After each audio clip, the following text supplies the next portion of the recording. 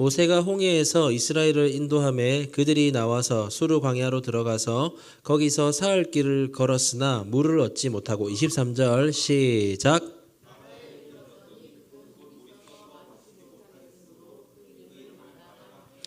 백성이 모세에게 원망하여 이르되 우리가 무엇을 마실까 하매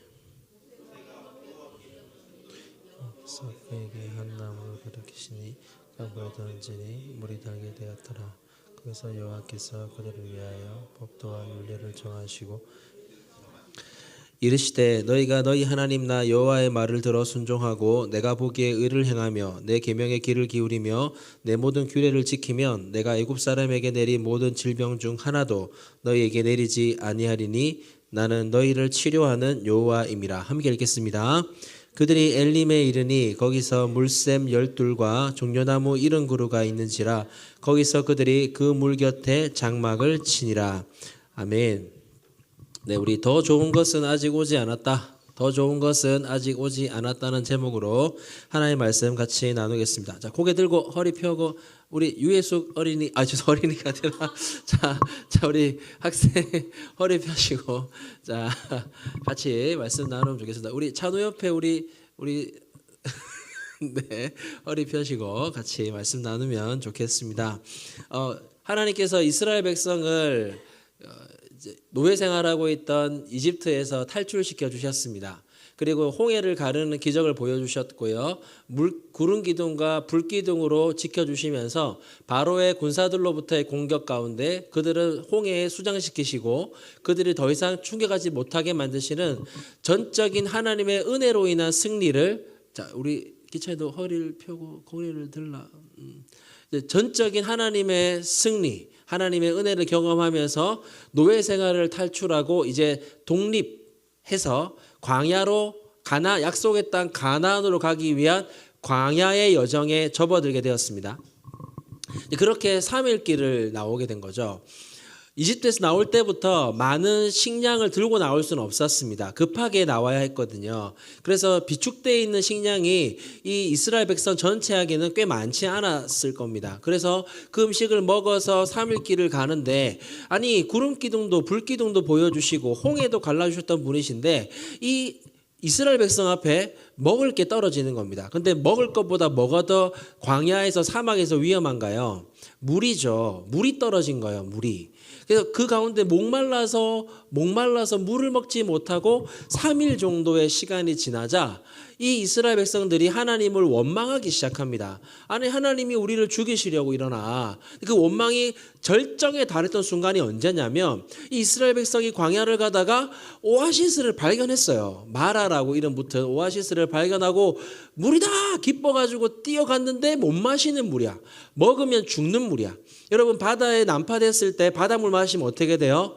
죽습니다. 더 빨리 죽어요. 짠물이기 때문에. 아마 이 오아시스 역시 짠물이었을 거예요. 먹으면 더 목말라 죽는 물. 우리 가인이가 물을 마시고 있는데 먹으면 죽는 물이었던 거죠. 그래서 마라가 쓴물이라는 뜻입니다.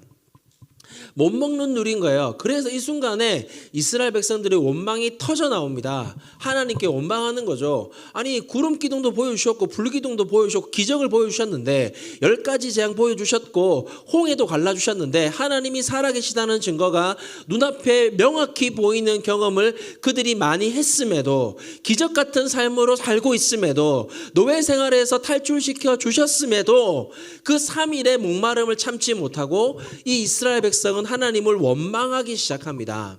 그 원망 가운데 하나님께서 그 쓴물을 단물로 바꿔주시고 마실 수 있게 하는 역사를 베풀어 주시고 모세의 기도에 응답해 주시기는 하지만 결과적으로 그 은혜를 베푸신 하나님께 감사하기보다 그 3일간의 목마름을 참지 못하고 하나님께 불평하고 원망하고 억울해하는 마음들이 오늘 본문에 여기저기 많이 나타납니다. 재밌는 것은요, 그렇게 하나님께 원망하고 억울해하고 못 참아있는 그 순간이 지나고 나서 27절 말씀을 같이 한번 읽어보겠습니다. 27절입니다. 같이 읽어볼게요. 시작.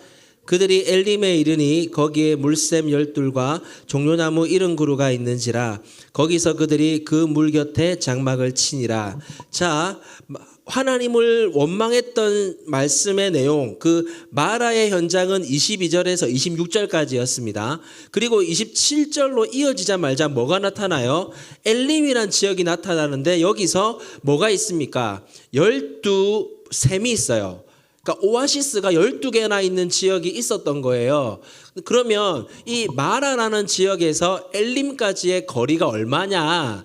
걸어서 2시간 거리였습니다. 약 11km 정도. 그렇게 멀지 않은 거리에 엘림이란 지역에 12개의 오아시스와 종려나무 70그루가 있어서 그 많은 백성들이 함께 쉴 수 있는 장소가 예비되고 준비되어 있었던 거죠. 이 광야로 나를 인도하신 하나님, 나를 이 땅에 태어나게 하신 하나님이, 우리를 이 광야로 인도하신 하나님이 우리를 그 물 하나 안 먹여서 죽이시겠냐는 믿음이 없었던 거죠. 조금만 기다렸으면, 딱 2시간만 기다렸으면, 조금만 더 걸었으면 그 앞에 오아시스가 기다리고 있었던 것이죠. 하나님이 우리 앞에 더 좋은 것을 예비해 두셨다는 사실을 모르고 그들은 지금의 현실에 주어진 문제 때문에 하나님께 원망하고 불평했던 거예요. 그들이 하나님을 조금만 더 신뢰했다면, 그들이 그 엘림을 준비해 주실 하나님을 조금만 더 믿어드렸다면 어쩌면 이 이스라엘 백성은 원망하지 않고 그 어려운 순간에도 그 마음에 긍정적인 생각을 가지고 잘 견디고 이겨낼 수 있었을 거예요. 목사님이 청소년부 사역을 하면서 지켜본 아이들 중에 어떤 친구는 몸이 많이 아팠어요. 그 몸이 많이 아픈 친구들 중에서도 어떤 친구는 몸이 너무 아파서 그것 때문에 견디지 못하고 오히려 신앙이 떨어진 친구도 있었어요. 그런데 반대로 몸이 너무 아프고 힘듦에도 불구하고 하나님을 더 간절히 붙들고 신앙생활한 친구들도 있었습니다. 어떤 친구는 오늘 하루를 살아가면서 지금 주어져 있는 환경 때문에 불평하고 원망하는 친구들이 있습니다. 하지만 또 어떤 친구들은 앞으로 펼쳐질 미래에 대한 기대를 품고 오늘을 기대하고 소망하며 인내하고 참는 친구들이 있더라는 거예요. 목사님도 신앙생활을 해보니 또 40 넘게 생활을 해보니 알겠더라고요. 오늘을 불평과 원망으로 채우는 삶은 결코 행복하지 못해요. 오히려 힘이 떨어져요. 오히려 부정적인 마음 때문에 내일을 향해 한 걸음 내딛는 게 어려워져요. 반면 오늘 어려운 일을 겪지만 이 일 가운데 내가 오히려 연단될 수 있다. 오히려 나 넘어갈 수 있다. 믿음을 가지고 넘어서는 친구들은 오히려 그 삶이 점점 지나갈수록 성숙해지고 나아지는 것을 보게 됩니다. 여러분의 미래는 미래에 결정나는 게 아니라 오늘에 결정나는 거예요. 오늘 여러분이 이 예배 때 가지고 있는 마음가짐 자체가 결국 여러분의 미래를 만들어내는 것이란 거죠. 오늘의 이 말씀을 통해 하나님이 이 땅을 살아가고 있는 여러분에게, 청소년들에게 하고 싶은 말씀은 나를 좀 믿어달라는 거예요. 하나님이 날 좀 믿어봐라는 거예요. 나를 신뢰해보라는 겁니다. 내가 너희들을 굶기겠냐는 거예요. 내가 너희들을 파괴시키겠냐는 거예요. 내버려 두겠냐는 거예요. 내가 너희들의 삶 가운데 역사에서 지금보다 더 좋은 것을 베풀어 주지 않겠느냐는 하나님의 메시지예요. 이 설교를 목사님이 언제마다 했냐면요, 여러분은 기억 못 하실 겁니다만 청소년부를 6년간 졸업한 친구들은 최소 이 설교를 6번 들었습니다. 왜냐하면 목사님 이 설교 언제마다 했냐면 매해가 끝나는 12월 마지막 주에 이 설교를 했어요. 이 같은 본문으로, 이 제목으로. 다른 건 다 기억 못해도 이 한마디 말을 여러분 믿음으로 기억하시길 바랍니다. 한번 따라해 보겠습니다. 더 좋은 것은 아직 오지 않았다. 한 번 더 할게요. 더 좋은 것은 아직 오지 않았다. 그래요. 더 좋은 것은 아직 오지 않았다. 왜요? 내가 나를 믿고 뭔가 기댈 곳이 있어서 아니요. 누가? 하나님이 우리 인생 앞에, 여러분 앞에 더 좋은 것을 준비해 주고 계십니다. 여러분이 믿어야 될 것은요, 저보다요, 저 뒤에 올 사역자가 더 좋은 분입니다. 아멘? 아멘 해라. 뒤에 있다 지금. 자, 뒤에 있다. 아멘 해라. 아멘. 그래. 갈 사람을 쳐다보면 안 돼. 올 사람께 비벼야지 얘들아. 죄송합니다. 자, 올 사람께 좀. 더 좋은 것은 아직 오지 않았습니다. 우리 하나님 신뢰합시다. 하나님 대단한 분이세요. 하나님 여러분 삶에 역사하셔서 지금과는 비교할 수 없는 것들을 여러분 삶에 베푸기를 원하시는 분이십니다. 아멘.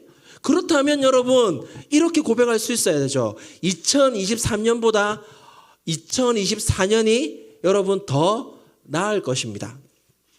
목사님이 나간다고 청소년 전문 교육기관을 만들어서 학교 사역을 하고 또 청소년 사역을 좀 진득하게 제대로 해보기 위해서 기관 사역자로 밖에 나가게 됩니다. 근데 교회를 떠나게 되고 다른 교회를 이제 여러분처럼 다녀요. 다닐 교회를 찾고 있습니다. 봉사할 교회를 찾고 있는데 이제 주중 사역이 많고 또 교회들마다 여러 교회들을 돌아가며 사역을 해야 되다 보니 한 교회에 머물러 사역할 수가 없는 상황이고 그래서 이제 참사랑 교회에서의 사역을 이제 사임하게 됐습니다. 목사님께 어른들이 만나면 저보다 조금 나이 연배 있으신 어른들 또 저랑 비슷하게 이제 30대 후반 40대를 겪고 있는 분들이 하나같이 저한테 하는 말씀이 있거든요. 뭐라고 하냐면 니 뭐 먹고 살라고 이렇게 제일 많이 물어보십니다. 뭐 먹고 살 거냐고 많이 물어보시거든요. 어떻게 살 거냐는 거예요. 저는 이제 그 사례를 주는 분이 없습니다. 제가 만들고 제가 단체장이기 때문에 어저께 목사님께서 그러시더라고요. 저한테 이제는 네가 결정해야 된다. 이제는 네가 지금까지는 담임 목사님이 또 어른들이 결정해 주셨지만 이제는 네가 그 순간에 좌우와 앞뒤를 분별해서 결정을 해야 된다라고 말씀해 주셨어요. 그 말을 듣는데 현실이 막 자각이 되더라고요. 지금까지는 많은 부분을 다른 분들이 결정해 줬어요. 제가 할 결정이 아니라 교회 장로님이 교회 담임 목사님이 제가 해야 될 결정을 대신해 주셨기 때문에 저는 열심히만 하면 됐었어요. 그런데 이제는 내가 결정을 해야 돼요. 그리고 제가 책임을 져야 돼요. 하나님의 부르심 때문에 결정을 했지만 그것을 걸음을 걸으려고 했을 때 이제 저는 제가 결정을 해야 돼요. 그런데 그때 하나님이 저 안에 주셨던 가장 큰 마음들이 뭐였냐면요. 하나님에 대한 기대였어요. 지금까지 나를 인도해 주신 하나님을 들여다봤거든요. 과거에 어떻게 해주셨는지. 여러분 제가 참사랑교회 처음 왔을 때부터 시간들 지금 다 말하면 여러분 오늘 집에 못 갑니다. 그렇게 하자고? 그렇게 하자고. 여러 일들이 참 많았습니다만 돌아보면 참 기적적인 순간들도 참 많았습니다. 제가 참사랑 교회에 와서 예배를 드릴 때마다 참 많이 울었거든요. 그 우는 시간들을 통해서 지나가는 장로님이나 어른들이 손잡아 주시면 눈물이 나고 예배 드리다가 울고 또 교회에서 철야에 와서 찬양하다가 울고 그렇게 거의 6개월가량을 매일 울었습니다. 그래서 청년부에서 한 6개월쯤 지났나 저보고 아마 우리 억 선생님이나 몇 분은 기억하실 텐데 제가 아마 박재희 선생님 다음이었을 거예요. 나눔이. 그때 첫 나눔을 할 때 제가 뭐라고 이 자리에서 말을 했냐면 똥오줌도 못 가리던 저를 받아주신 교회에 감사드립니다라고 감사 나눔을 시작했었어요. 저는 이렇게 제가 사랑받을 수 있는 곳이 있다는 걸 그때 처음 알았어요. 그리고 그 경험들을 통해서 하나님이 나를 사랑하신다는 것을 많이 체감하는 시간들이었습니다. 또 저희 교회에 와서 결혼을 했습니다. 아시는 분도 많겠지만 저 결혼하기 힘들었어요. 만약 저 혼자 결혼하라 했으면 저 결혼을 못했을 확률이 물론 하나님을 믿으니까 하나님 해주셨겠지만 99.99% 저는 아마 결혼 못했을 확률이 높아요. 마지막에 설득해 주신 분이 담임 목사님이셨거든요. 그 덕분에 결혼에 꼴이 날 수 있었습니다. 3년 동안 아이가 생기지 않았어요. 조사를 해보니 제가 아이를 못 가지는 몸이었습니다.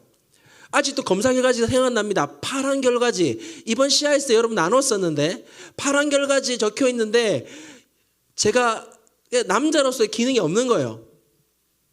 그렇게 고백하고 교회에 기도 부탁을 드렸던 날이 금요 철야였는데 그 철야의 밤에 담임 목사님이 저를 위해서 기도 제목을 내셨어요. 홍 전사님이 아기를 못 가진다고. 제가 애를 못 가지는 몸이라고 150여 명의 성도님들 앞에 얘기를 하셨어요. 제가 얼마나 부끄러웠겠습니까?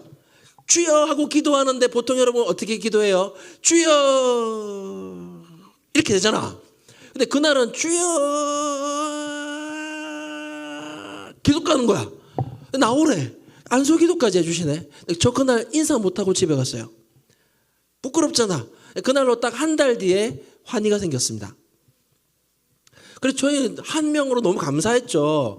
계획할 필요가 없잖아. 한 명도 정말 기적처럼 생겼는데 어떻게 둘째 셋째까지 감지덕지였는데 계획하지도 않았는데 하나님이 결의를 주시고 유리를 주셨어요. 심지어 2년 터울로.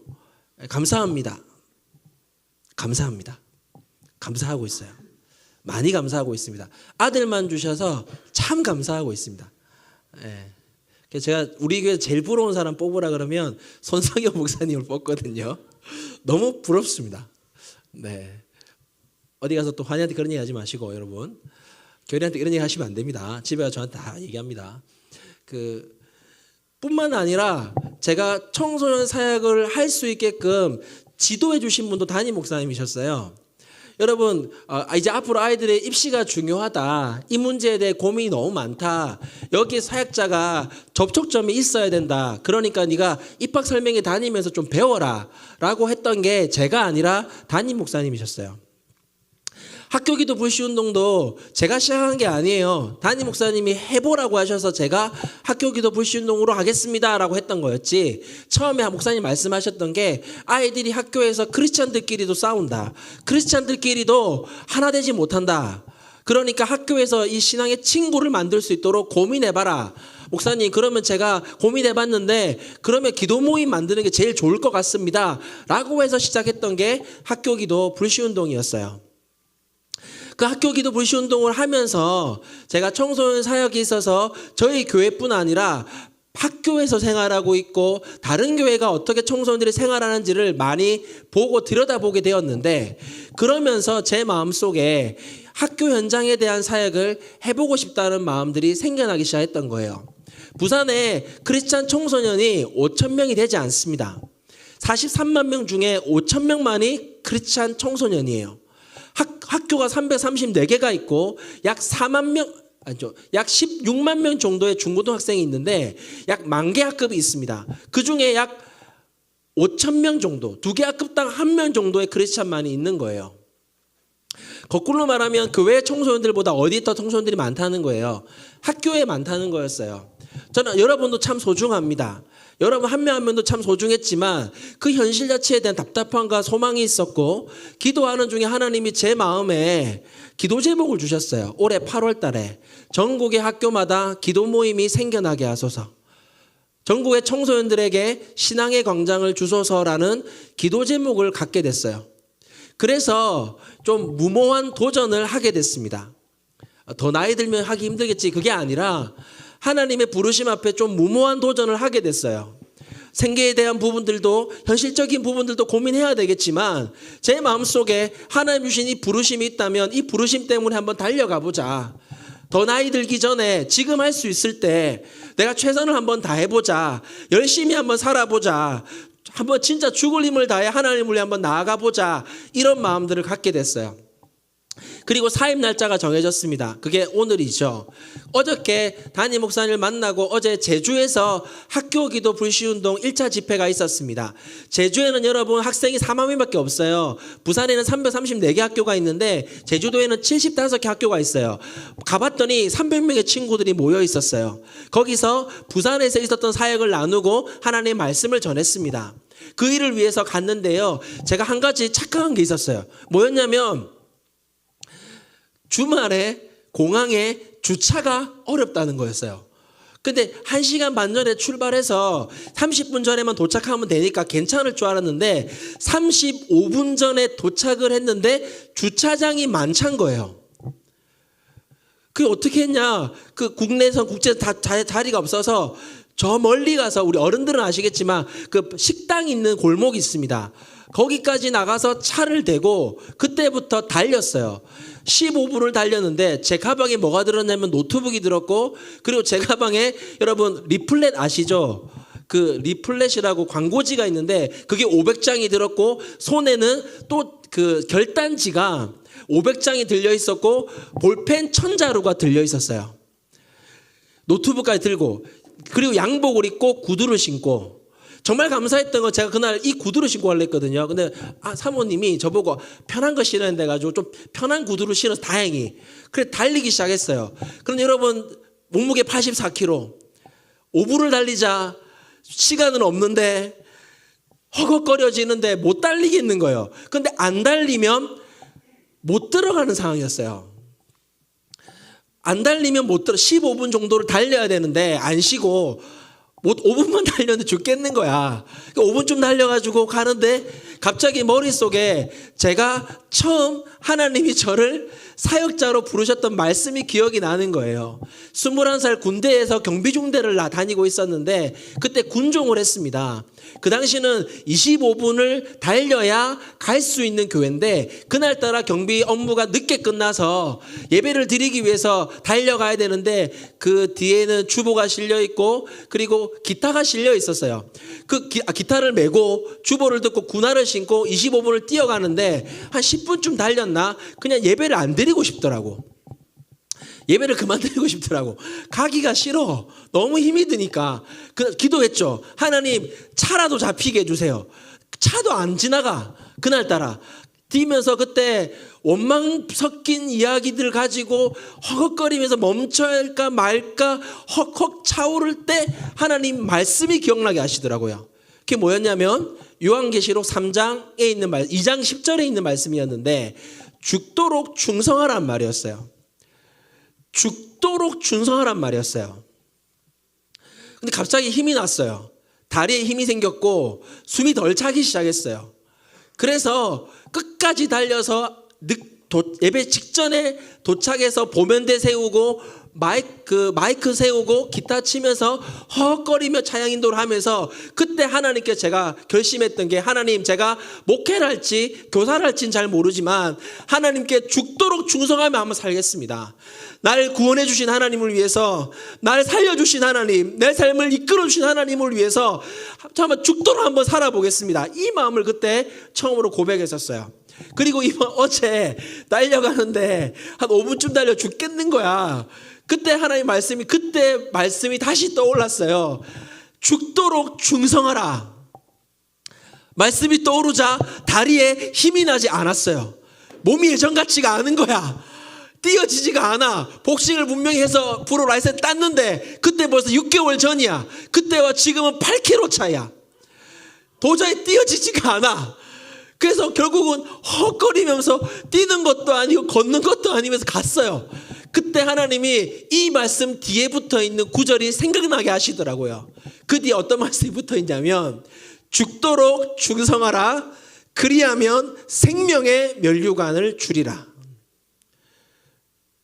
다리는 아프고 숨은 차고 죽겠고 근데 말씀은 들어와서 깨달음은 생기고 가슴은 뜨거워지고 눈물은 나는데 다리는 안 움직여. 그래 꾸역꾸역 가가지고 거의 제일 마지막으로 비행기를 타고 자리에 앉아서 제주도에 내려가서 말씀을 전하고 올라왔어요. 저는 여러분이 두 가지를 꼭 기억했으면 좋겠습니다. 여러분 우리 하나님 살아계시거든요. 여러분이 무엇에 인생을 거는 것보다 하나님께 여러분의 인생을 거는 것이 최고의 삶일 거라고 확신합니다. 우리 하나님 너무 좋은 분이세요. 그 하나님 붙들고 여러분의 삶 가운데 수많은 감사 제목과 기적을 경험하시기를 소망합니다. 그리고 하나 더 우리 그 하나님을 믿어드립시다. 더 좋은 것은 아직 오지 않았다. 여러분 상상한 것보다 여러분 미래의 남편은 더 멋있을 겁니다. 아멘. 여러분이 상상한 것보다 여러분 미래의 아내는 더 멋있을 것입니다. 아멘도 안 하고. 여러분 더 좋은 것은 아직 오지 않았습니다. 우리 최재하 간사님이 임하시기 전에 그 중간에 신들매를 풀 수도 없는 분이 한 분 잠깐 임하실 거거든요. 네, 여러분 많이 본 분이고 닮은 분들이 이 자리에 2명이 있는데 내년에 내 닮은 사람이 3명이 있는데 내가 어찌 하냐 했는데 다행히 2명일 때 이제 물러가시게 됐습니다. 잠깐 임재하셨다가 한 달만 임재하셨다가 이제 떠나가시게 되신 분이 있으시거든요. 오늘 아침에 또 저를 울리시더라고요. 하필이면 찬양을 예수로 살리 나 주의 또 약간 좀 이렇게 하여튼 뭐 만족해 주시겠습니까? 네, 다시 한번 따라해 봅시다. 더 좋은 것은 한 번 더요. 더 좋은 것은 아직 오지 않았다. 한수영이잖아. 수영이 맞지? 수영이 옆에 효주야? 아 친구야 그냥? 서연이? 아 반갑습니다. 여러분 조금만 참으시면 조금만 기다리시면 더 좋은 것이 하나님이 반드시 예배해 주실 겁니다. 여러분 더 좋은 대학이 더 좋은 건 아니에요. 하나님이 때로 그렇게 말씀 안 하실 수도 있어요. 귀찮아? 네가 한동대를 갈 수도 있지만 안 갈 수도 있어. 고3들 수능원서 썼지만 그대로 안 될 수도, 선우야 핸드폰 될 수도 있어. 상준아니 그렇게 앉아있으니까 꼭 학생 같으십니다. 네, 저기 이상준 친구 오셨거든요. 네, 오셨습니다. 네, 감사합니다. 하나님께서 더 좋은 것을 베풀어 주신다는 믿음으로 여러분의 인생이 그 하나님을 신뢰하고 꼭 붙들고 살아갈 수 있었으면 좋겠습니다. 같이 한번 기도하실 때 눈 감으시고요, 고개도 숙이시고 한번 생각해 보세요. 여러분 삶에 위기가 있지 않았습니까? 어려운 순간들 있지 않으셨습니까? 그때 진짜 여러분 힘으로 이겨냈어요? 그때 정말 여러분 스스로의 힘으로 다 해결하셨던 거였습니까? 저는 확신하는 것은 그 위기의 순간에 아마 하나님이 여러분을 지켜주셨을 것이라고 믿습니다. 그 하나님을 신뢰하는 마음으로 여러분들이 하나님을 더 잘 믿고 예배 자리도 지킬 수 있는 우리